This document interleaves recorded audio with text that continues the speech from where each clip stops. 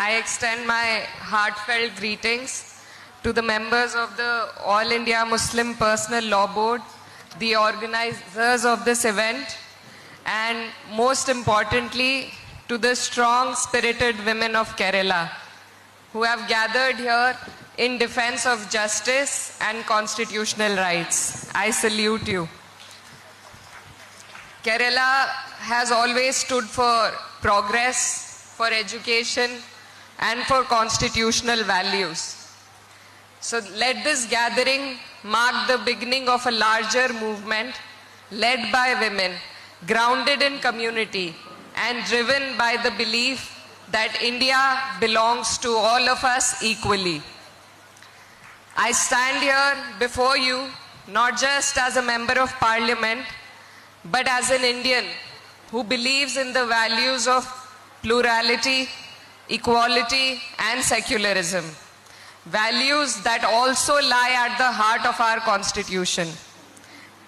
And today, the purpose for which we have gathered here is to save the Constitution and to save the Waqf. So to begin, I would first like to discuss what we are actually talking about, what Waqf actually means. Waqf properties have historically been created by the community, for the community lands, and institutions established to fund education, healthcare, orphanages, dargahs, qabristans, masjids, and for social welfare. This has been the oldest and most enduring models of community-led public good in our country.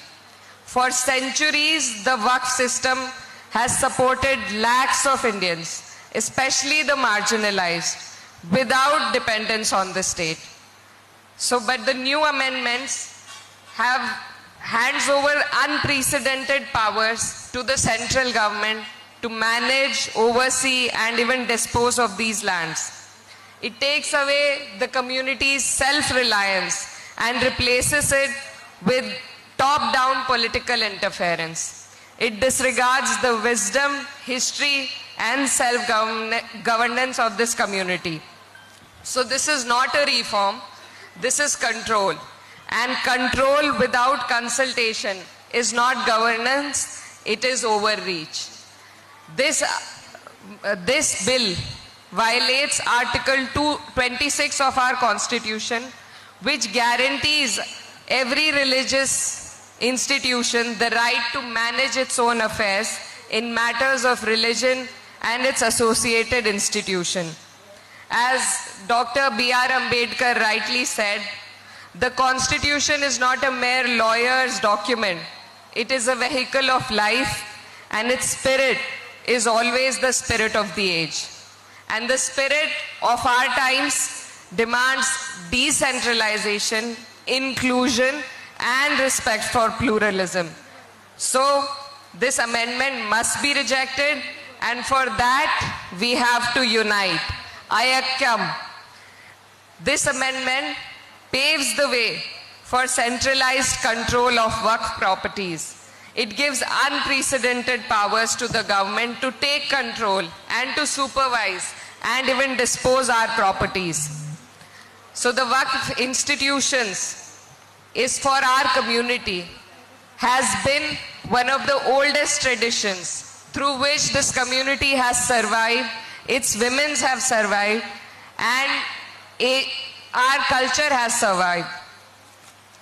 It is often assumed that land, law, and governance are distant from women's lives.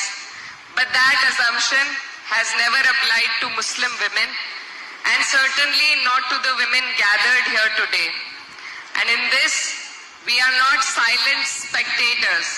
Muslim women are stakeholders, we are beneficiaries, contributors, and leaders within our Waqf ecosystem.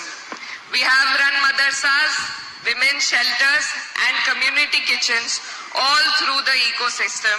The erosion of Waqf institution is an erosion of our space, our voice, and our agency. So this government on the one hand talks of Nari Shakti, but it is dismantling institutions that allow women-led community welfare. So let us ask, whose empowerment are they really talking about? This is nothing but a constitutional crisis. If Waqf lands can be taken over today, tomorrow it could be a Christian charitable trust, a Sikh Gurudwara properties, or any other religious endowments.